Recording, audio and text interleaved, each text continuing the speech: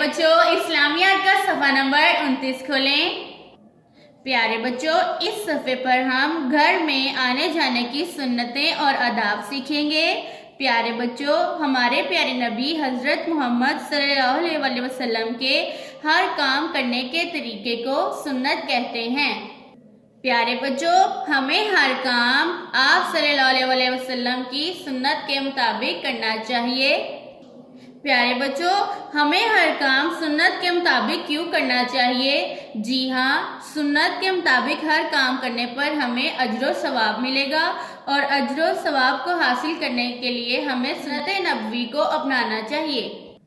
پیارے بچوں اب ہم پڑھتے ہیں اپنا آج کا سبق۔ سوال نمبر 1، ہمیں گھر میں کس طرح داخل ہونا چاہیے؟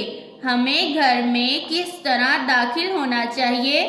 جواب، بسم اللہ الرحمن الرحیم پڑھیں، سیدھا قدم داخل کریں، سب کو سلام کریں۔ بسم اللہ الرحمن الرحیم پڑھیں، سیدھا قدم داخل کریں، سب کو سلام کریں۔ پیارے بچوں یہ ہمارے پیارے نبی حضرت محمد صلی اللہ علیہ وسلم کی سنت تھی کہ وہ جب گھر میں داخل ہوتے تو سب سے پہلے بسم اللہ الرحمن الرحیم پڑھتے، سیدھا قدم داخل کرتے اور سب کو سلام کرتے۔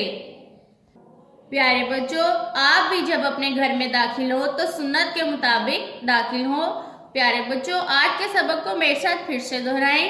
سوال نمبر 1، ہمیں گھر میں کس طرح داخل ہونا چاہیے؟ جواب، بسم اللہ الرحمن الرحیم پڑھیں، سیدھا قدم داخل کریں، سب کو سلام کریں۔ بسم اللہ الرحمن الرحیم پڑھیں، سیدھا قدم داخل کریں، سب کو سلام کریں۔ پیارے بچوں ہم نے آپ کو سونے اور جاگنے کی سنتیں اور آداب سکھائے۔ آج ہم نے سیکھا گھر میں آنے کی سنتیں اور آداب۔ پیارے بچوں آپ بھی ان آداب اور سنتوں پر عمل کر کے اجر و ثواب کمائیں اور اس سبق کو بار بار دہرائیں تاکہ آپ کو اچھے سے یاد ہو جائے۔ اللہ حافظ۔